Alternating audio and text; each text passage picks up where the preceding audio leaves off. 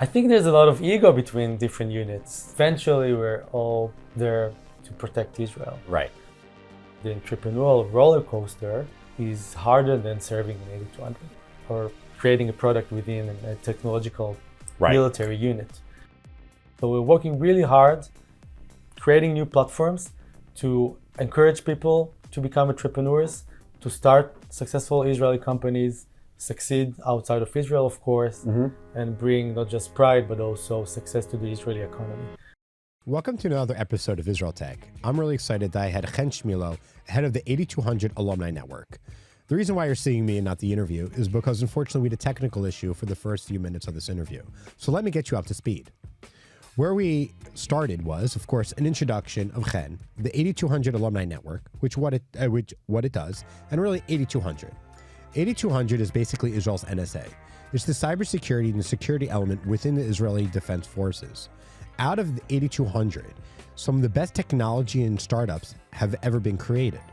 They grow out of there, they take ideas that they learn from the army and find a way to use it in the private sector to keep people like you and me and enterprises safe.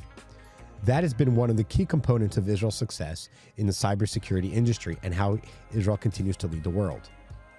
Where I start in this interview, or where you'll see, is actually we talked about the recruitment. If one wants to go 8200, or you want your children to go there, have that opportunity, or you think that you want to be able to expose them to cybersecurity that can lead to a terrific opportunity, not just in the army, but in the private sector, you want to get into 8200, among some other great technology units within the Israel Defense Forces.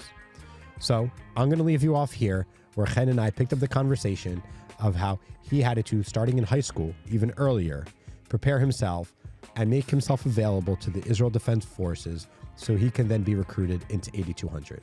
I hope you enjoy. Thank you for following, subscribing, and liking. Some positions in 8200, it's not that, well, serving in 8200, it's not just 9 to 5 office work that you have life in life. Some military bases are far away. You don't get to see your family so much, even if you're not a combat soldier. So they want to see how you're handling such, ideas or situations. Do they test that with you with other peers or other applicants too? Sometimes there are group dynamics. It depends on the role that you're. Anything you remember? Anything memorable from your exam? Really boring. Surprising, yeah. Why would someone, when they reach out to you and to an individual to maybe join 8200, take further tests? Right. How often do people say I'm not interested? Or do you even get that say? Well, some people really want to volunteer to other units because of family heritage, because they do want to be combat soldiers, which is a great thing, and we honor them and we cherish their contributions. So that can happen. Mm-hmm. Absolutely. And some might say, well, it sounds a bit, intimidating in a way, going to a faraway base, not seeing my family too much. Fewer cases, of course, right? That can happen. Right. Most people will definitely appreciate the opportunity to be part of 8200 because of, first, the contribution to national security, but also the merits that you gain and the advantage that it gives once you are discharged from the military. Mm-hmm. Yeah, I think that's one of the challenges a lot of these combat soldiers have, is that they sacrifice the most and they often have the least opportunities for them coming out. So it does create a gap between those who went to not just 8200 technological units, to those who risk their lives, but did other stuff and they lack the sufficient background to become part of the high-tech sector. Is there any friendly or even unfriendly competition between 8200 and other unit? I think there's a lot of ego between different units. Fair. Yeah, go ahead. Eventually, we're all there to protect Israel. Right. So nothing that I know of that is harmful or exaggerated even. We do have our, pride of 8200. People who went to other units have their pride. We can, laugh about it, You make fun of each other? Yeah. But that's not the main thing, No, all right. Yeah, I wouldn't. Yeah. I'm sure there's always shit talk going on. Yeah. You might get a different answer if you ask someone. I was just thinking that. I was like, who can I ask? I'm generous. 81? Unit 81, what were the... You won't I don't think... You won't even mention them, so yeah, there is competition. No one can really beat us. But this one, I can really be generous. There you go. Generosity Finally. Of winners. It took you 10 minutes to finally open up. That's what I was looking for. So when you're coming out of the Army, so when you're done your shirut, when you're done your service and you're coming out, people joke or say, I was wondering what you think of this. They say like, oh, you leave 8200 and you rub two sticks together and you have a dumb idea and people throw money at you. What do you think about when people say things like that in regard to 8200 alums?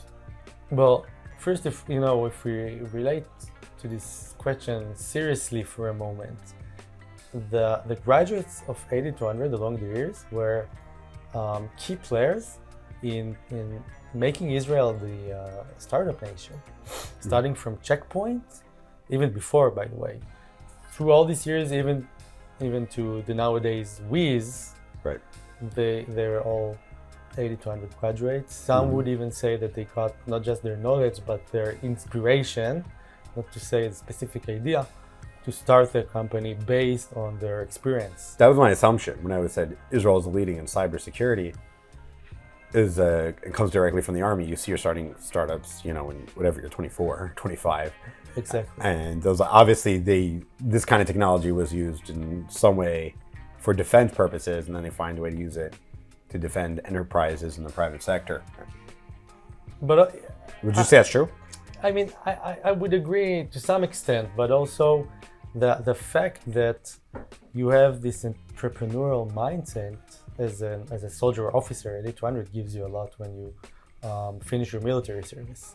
The belief that you can execute comes from your military service. Right. And then also your network.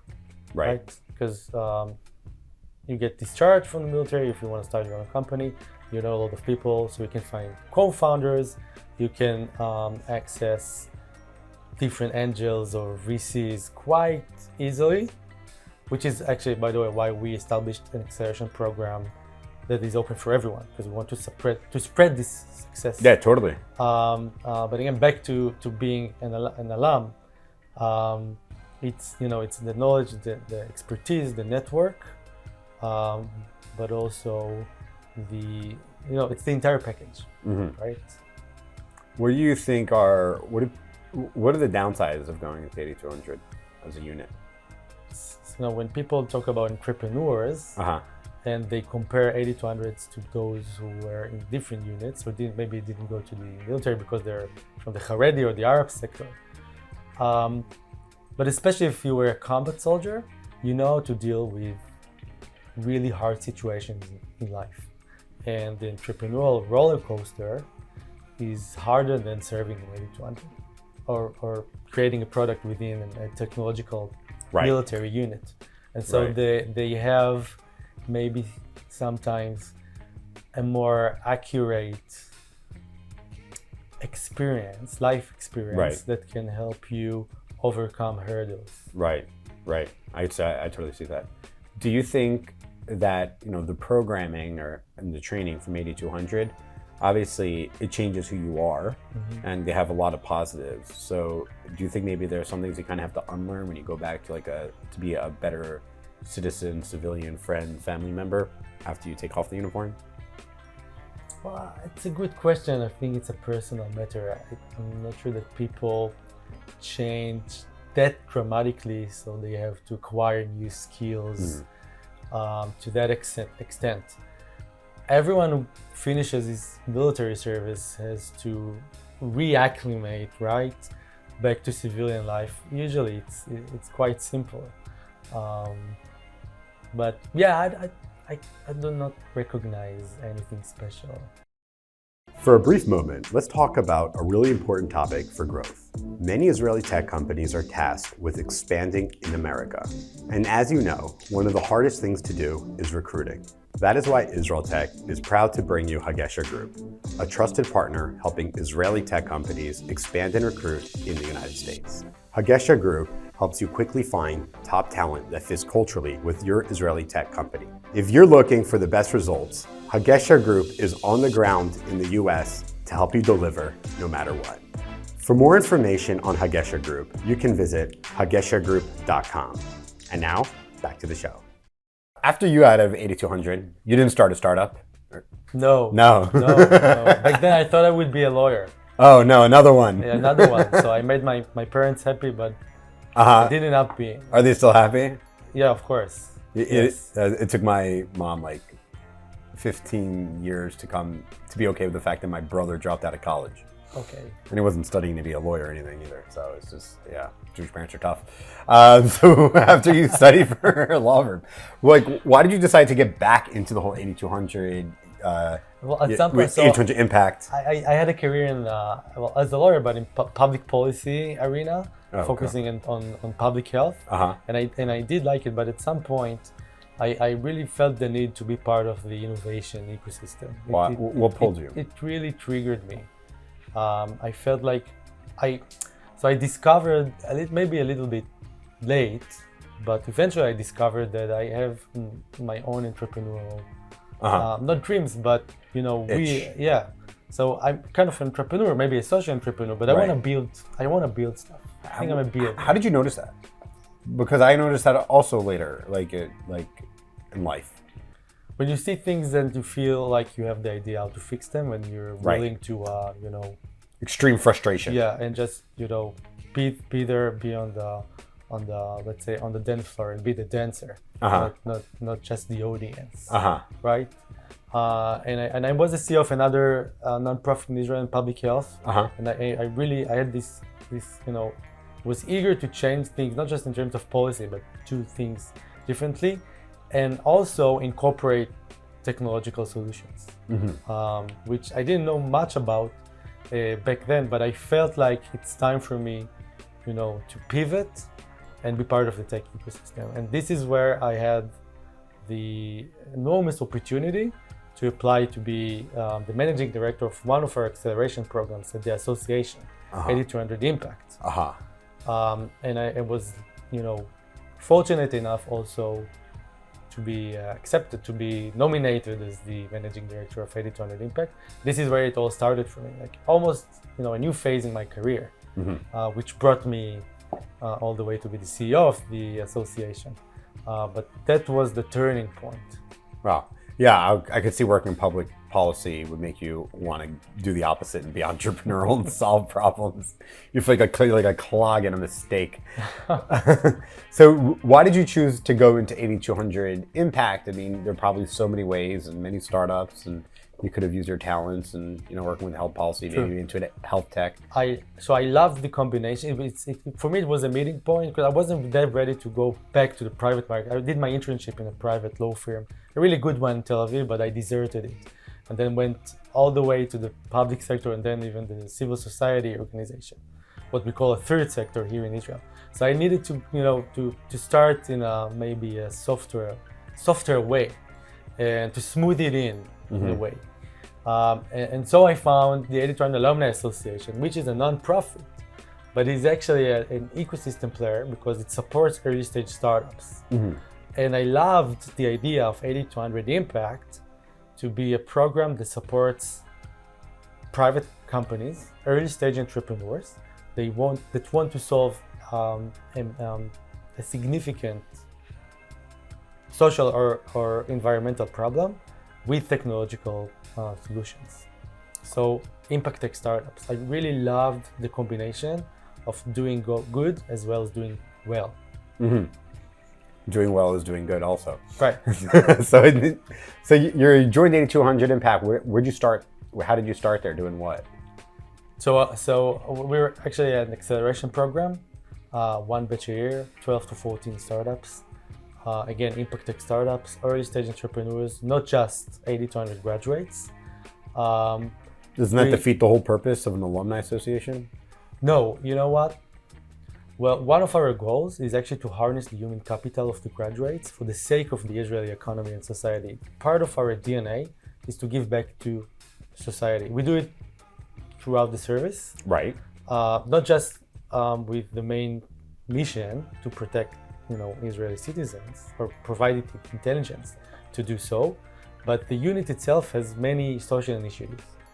And many of us, once we got discharged from 8200, we still bear this whole set of values that we want to execute also in civilian settings.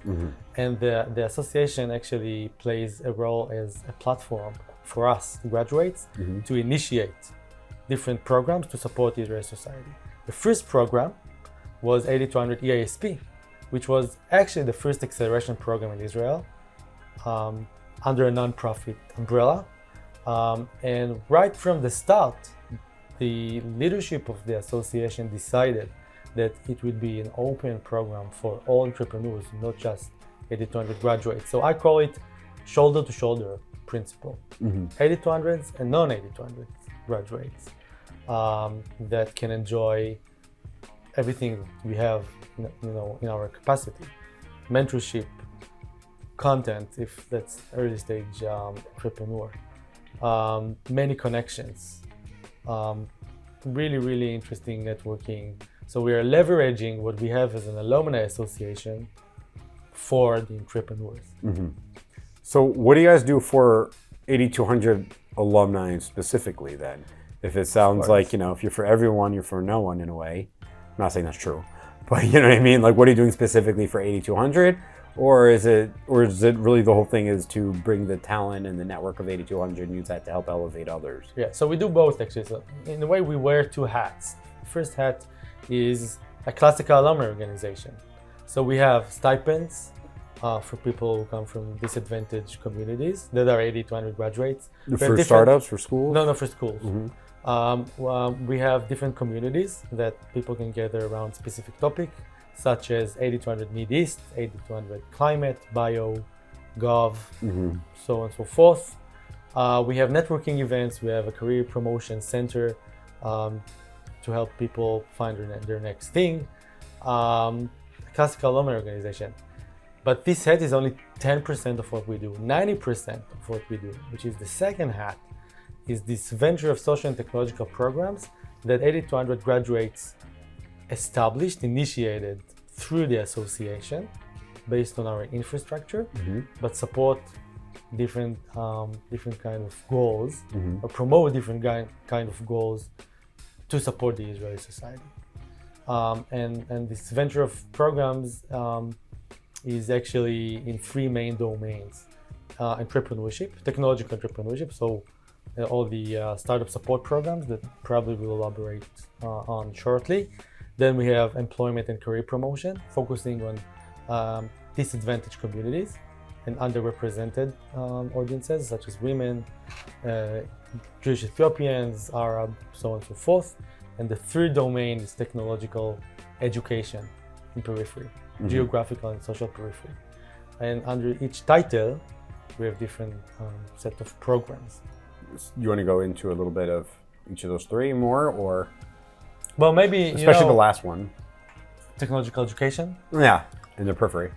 Right. So the main program is Acharai Tech, partnership of Acharai Association and us, 8200 Alumni Association. We partnered about 4 years ago which was 2020, to actually educate high school students in periphery, providing them, actually they learn Python, they learn data, they get... starting at what age? Well, now we start with 9th grade. We used back then it was 10th grade. Good, yeah. The younger the better. Yep. You got to keep going. Is that a goal, is to keep going younger? Yes, absolutely. Yeah. Also, last year of high school was quite hectic, because of the final tests, right? Final exams. So together with Acharai, they have their infrastructure on the ground, the partnership with the local authorities. We bring the content, the methodologies of how to teach youngest young audiences, and together we are in 32 cities and towns around Israel, only social and geographical periphery. And the army actually recognized the program, and those who finish 3 years in Acharai Tech we call it indication. They are indicated to be selected to technological positions in the military. So they can be invited to selection processes, Amazing. even if they didn't do 5 units of math in each. Right. Got it. So it's another. We actually created some kind of a bypass for them to be selected to technological positions. Amazing. That's terrific. Are you in Haredi schools? Not so much. No, How come? No, because they don't have Liba. They don't learn science, math, English. Right. In some of those schools.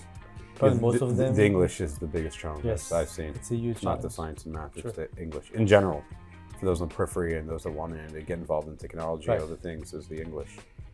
Definitely one of the barriers. Yeah. Are you guys involved in English in that, or is that like a little bit too far away from what you do? No. Just keep it the technological and we'll let another We organization focus on handle our, English. you know, Your expertise. Yeah. So, what does the day-to-day of someone working at the 8200 alumni look like? Well, first depends on what program, because if you do Fair enough. technological education, then it probably look different than managing an acceleration program. Right. So it really varies. But well, we're based here at GUTS, so we're part of an innovation hub, but we are a nonprofit. You get to meet so many interesting people, 8200 graduates or others. You are you expect from yourself, but you're also expected to initiate, to be an entrepreneur yourself. We're a team of builders. You know that you get the support from us, the management and the leadership, to actually be an entrepreneur, start new things, do it the 8200 way, which we call sometimes, we call it the 8200 way. You can also call it 70-30. You plan it, but you don't have to be completely sure about everything. You have the general idea. Give me an example of something. And you start doing it. And you start implementing just when you have Right. enough information. So at some So point, you don't have to know where your destination. We want to drive south. So just drive south, and you'll and then you'll you'll find the destination on along the the way. way, because probably you have to, Recalculate recalculate the route. Right. Okay, but you're on your way. Right.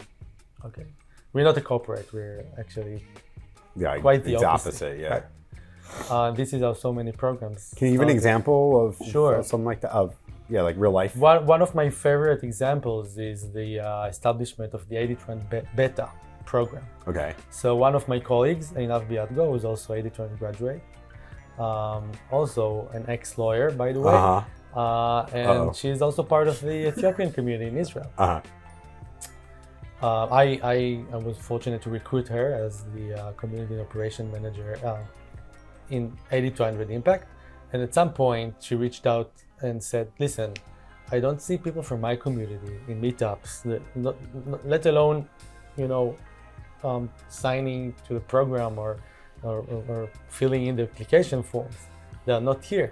How come? We are at least 10 years after the start of professional training within the community. Many people go to Technion, to other universities. Where are they?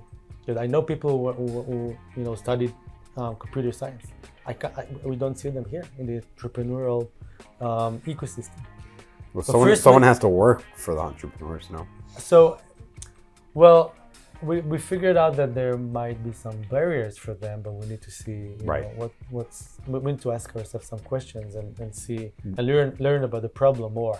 So she actually went and learned the whole issue and found entrepreneurs from Jewish Ethiopian background that actually started their own company with very, very few connections to the ecosystem. Not quite enough mentorship, not quite enough connections. Very started their own tech-related companies, or tech-related companies. Mm-hmm. We gathered some of them as part of a research. What's interesting is that you guys didn't find them on your own, right? Like she had to go find them. And so then, yeah, like they never made. They never came to us. We had to come to them. You weren't on their radar, and they weren't on your radar. Right. Right. And so like we're talking, they're two bubbles. True. So we reached out to that bubble, tried to sneak in, and we asked them, Classic Israeli. How are you doing? Don't ask permission, Yeah. just sneak in. I mean, so we gathered some of them, and when we asked them really, interesting, some even hard questions. Like what? Why there are so few entrepreneurs from the Ethiopian community? What are your barriers? Right. How would you feel if we create a program that is designated for Ethiopian entrepreneurs? Would it be insulting? Right. Would you feel, It's a good question, by the way. or you want to integrate? If you want to integrate, how come we don't see you apply for our programs? Right. We had a really open, honest conversation with them. And actually they said, well, you know what? We do need this platform. And we understand that the first phase of this program will be a designated program for entrepreneurs from our community. Right. And this is how we started 8200 Beta. Uh-huh. Einav as the initiator, in a way a builder of the program. We later on went and got some resources to start the first batch. We published it in different communities and different Facebook, WhatsApp groups of, young Ethiopians all over Israel. And we had 10 participants in our first batch. That's cool. Later on, we won a grant of the Israel Innovation Authority. Now 8200 Beta is running actually two programs. One is an entrepreneurship program. Second one is future ready managers, people who are already, they manage to be part of the high-tech sector, but they remain, in the junior level. We don't see them becoming managers or directors. So actually in November 2024, we are opening the 8200 Beta Talents, which is for them to get ready to be managers. So the 8200 unit, so the Alumni Association is obviously branching out and trying to bring other people into the 8200 fold. Why do you think others aren't familiar, even Ethiopian entrepreneurs, tech entrepreneurs, aren't really familiar and don't even know how to go about the 8200? Why do you think these bubbles exist in the first place? Well, it depends on the community. There are different barriers for them. Some of them are cultural differences or cultural barriers that prevent them from just being part of the tech ecosystem. Second one is geography. Even though Israel is small, as an American, when someone says geography, I laugh. I know. And they say 5 kilometers is like too far. But as an Israeli, you know that people who live in Pardes Khan, and they're not much familiar with, don't have the right connections right here, which is between Herzliya and Tel Aviv. Right, correct. Right? And we take pride in it. And we like our bubble. So this is what we want to try to unlock. Yeah, and it's hard to do. You really have to go out there and what you said you were doing, pursue it. Right. Find out. There's bubbles out there, there are pockets, there are people that aren't here. How do we find them if they exist? How do we help incorporate them and build a generation into that? What do you think the demographic makeup of 8200 do you think will be in another 10, 20 years? Do you think how much do you think will significantly change? Within the unit itself? Yeah, because what you're doing now is, with the Alumni Association doesn't really help within the unit. You're just saying, you're trying to help other people just come into the tech fold, and not necessarily the Army. Right. Right, because you're not in the Army, so you can't do that. Yeah. Okay, yeah, that makes sense. You think we'll see a lot more? What we want to see is more Israeli startups. Right, me too. Within this mission, I think the sub-mission is to, in a way, divert people into climate, biotech, impact tech startups. Right. We will have many more cyber startups. It's fine. Right. Our mission is to encourage people to be solving other global issues. So 10, 20 years from now, I want to see us. We have a tech hub, right, with different programs, tailor-made programs for different stages. We have ideation or problem solution fit phase. Then we have the product market fit, what we used to call an accelerator, but it's genuinely a product market fit program. And then you have the go-to-market program, the 8200 Global. I want to see these programs grow and serve many more entrepreneurs, more women that are entrepreneurs. That's a very important mission. We don't see enough women leading startup companies. We're trying to be part of the movement to change it. We have a whole program called Woman to Woman. It's a mentorship program, but now we're starting to work also in supporting other kind of positions, not just career promotion, but also entrepreneurship. And I want to see more 8200 graduates involved in our programs. So that's the connection between maybe the two hats that I mentioned. How do you bring them in? I mean, they don't always get, you do it for free, right? It's like a volunteer. Yeah, so volunteer. We have hundreds of volunteers. And so what is a volunteer? Let's say, I'm an 8200 alum and I just go get a regular job. Maybe I work for Hire Home Insurance. I work in tech. Great. It's my first job, and I'm like, I love what we're doing there. And now I'm meeting a lot of people in the private sector that didn't see in the bubble of 8200. And maybe I think I learn things and I have opportunities here that they don't. I would love to be able to maybe help or what. What kind of volunteer work do they have? So you can come in and become a mentor, work directly with entrepreneurs, people in their career. So do these entrepreneurs come to you that are looking for mentorship, or do you go to entrepreneurs and offer yourself as, hey, are you looking for mentorship? Both. So for example, we're about to publish the open call for the 2025, the 15th batch of EISP. Right. So we have an open call. We have different marketing channels, but we also reach out to different entrepreneurs. And again, not just 8200 graduates, and offer them to be part of the program, because we want to reach as many as we can, even stealth mode, by the way. Right.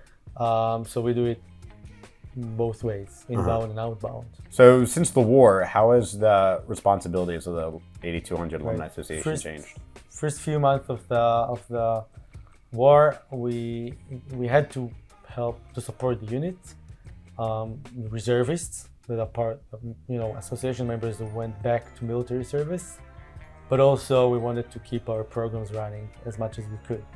And thank God we're now in kind of back to not such a normal routine, but in a way a routine. And so, for example, to support the tech ecosystem, we created this map, this list of different initiatives that were there to support startups, immediate responses. Because there were many, but they weren't grouped in one central website. So we did that, for example. And we managed to also run a batch of 8200 EISP and 8200 Impact, both of our acceleration programs, together with 16 startups. And were they 8200 based startups, or? No, again, not just 8200 founders. We thought it would be really, really important to keep doing, what we do, to keep things moving. We witnessed an incredible resilience of founders, even those who went to military service, going on calls with investors, with potential clients on Zoom, wearing uniforms, sometimes from military bases, sometimes from the area of Gaza Strip or the northern border. We want to celebrate it, we want to leverage it. In order to support Israeli entrepreneurs more than we did before, we are now working on doubling what we do. Working also in the ideation phase, supporting really, those who are getting ready to start their own company. Then keep running in 8200 EISP, maybe the oldest player in the acceleration programs arena. And we are also opening a go-to-market program called 8200 Global to support seed plus around A stage companies who are ready to scale to the US market. Altogether, with this tech hub, we now have also an Angels Club supported by the Israeli Innovation Authority, which will facilitate rounds of pre-seed and seed funding for early stage entrepreneurs, again, not just 8200 graduates. So we're working really hard, creating new platforms to encourage people to become entrepreneurs, to start successful Israeli companies, succeed outside of Israel, of course, and bring not just pride, but also success to the Israeli economy. We really see it as one of our main missions. This is what we do when we wake up in the morning. What else can we do to encourage more people, to diversify the landscape of startups in terms of entrepreneurs' identities, but also different verticals, and be there from them from really the inception till their VC-backed A+, moving to their main market, usually the US again, and then hoping that they will contribute back, be mentors support our programs, create this cycle of giving. What are the greatest challenges you guys have?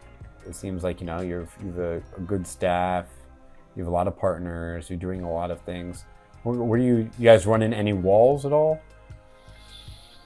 You always have to reinvent yourself. You want to see what are the current market conditions and adapt your programs in order to be relevant for entrepreneurs. Of course, there's some competition, even though some really good, well-known programs are now being shut down, such as Intel Ignite or Samsung Next. So we have a greater role now. So you want to change. For example, at 8200 EASP, we are now creating what we call a personalized acceleration program. It has to be more tailor-made, it has to be more focused on each and every entrepreneur participating in the program. So not just a generalistic program. It's a huge challenge because we have very lean staff, but we want to do more for the startups. We want to do not just acceleration, but pre-acceleration, post-acceleration. That's a huge challenge. So we need more partners. We need to recruit more money so we'll be able to deliver. These are challenges. How hard is it to recruit the money? Well, thank God we're quite a successful and well-known program in terms of supporting startups. So we have ecosystem players such as, EY, Bank Hapoalim, Law Firm, Nashit Branches, who've been with us for years and keep supporting us, doing our mission. But we also almost every year recruit new partners. Part of our expertise, to develop partnerships, to run them, to make sure everyone is happy as much as possible. Of course, there was some slowdown during the war. Now things are getting back almost to the new normal. You're an op-ed in Calculus that I thought was interesting. You want to talk about that for a minute? Yeah, sure, happily. According to the data, we saw that funding keeps going on, which is good news. What I thought was bad news in the long term was the amount of cyber startups that are getting funding. Obviously, Israel is. Because 8200 had nothing to do with that success. And we'll keep, and 8200 project will keep starting cyber companies. That's great. We need them. That's the basis, maybe. In the long term, we need to diversify the types of companies. We need to see entrepreneurs. Also, by the way, one of my arguments was that people are not from 8200 or not from military service. If funding will go mostly to cyber startups, people who don't have the background to start a cyber company, they just won't be entrepreneurs. They won't have available resources. There won't be other routes there are fewer routes of entrepreneurship. True. Even if they have a good technological background, it won't be cyber. Right. Also, at some point, it might seem very far at this moment. Probably we'll have enough cyber solutions. Look, for example, antivirus. You don't see new startup companies around these solutions. Right. It's quite saturated already. Right. You might see other sub-verticals of cyber going into a more mature phase, and you'll need less and less new solutions. Again, it might be in the very, very long term, but we have to get ready for that. So I want to see more Israeli startups, but AI, quantum computing, biotech, climate tech, we are here to, preach for that, and then hopefully see a more. Well, how do you do that? So, for example, 8200 Bio, one of our communities. What's it called? Bio? 8200 Bio. Bio, okay. Bio. They not only run meetups and provide information on what is health tech, how you can be part of health tech sector, not just as an entrepreneur, but also as an employee. They also created an ideation program to invite people who are business talents, technological talents, into an ideation program that provides you a toolkit to be a medical entrepreneur. And we do that with the Amun VC, the Bellinson Innovation Center, Medtronic, Merit Spread, a philanthropic fund. So with these partners, we are now creating a new batch for the LEAP program. That's the ideation program. So that's just one example of how you harness, how you encourage people from our network to be part of the health tech sector. And I want to see it also in climate, hopefully in the future, and maybe other sectors as well. Where do you think is the greatest opportunity outside of cyber, and maybe what other industries you think 8200 alumni would be great at starting? Naturally, data, and also AI, obviously. Why? Why AI is natural? Well, AI is everything now. It's an essential ingredient. Right. We'll need much more solutions on AI because there's so much infrastructure that is being built right now. Different kinds of supercomputers. We'll need different applications, and also old industries that will need to go through revolutions through AI applications. So it's very much needed in the market. Probably our entrepreneurs will identify the opportunity and be there. So we talked a lot about 8200 here in Israel, of course, but obviously there's a lot of companies are looking to go abroad, and they need to recruit abroad, like with our partners, Hagesha Group. They help with that. Happy plug. So we hear a lot in America when I speak to VCs, they talk a lot about the 8200 founders. What kind of impact is 8200 having on the global tech world? Well, when it comes to cyber, you see Checkpoint, Palo Alto becoming top tier #1 cyber companies, not just in Israel but globally. But it is much more than that. Almost every Israeli entrepreneur aims at the US market right from the very first moment of starting their company. And we identified it, and we want to create a platform to help them scale to the US market, leveraging our local community. We have 8200 graduates communities that are run through the association in New York City, Silicon Valley, and Boston. There's even one in London, by the way. And we want to bring together all these players to see how we can help them in this phase. So those who graduated from EISP or just members of the association at this moment can apply for the 8200 Global Program, which is a 1-week program, very intensive, 5 days in New York, but we start working with them already here in Israel,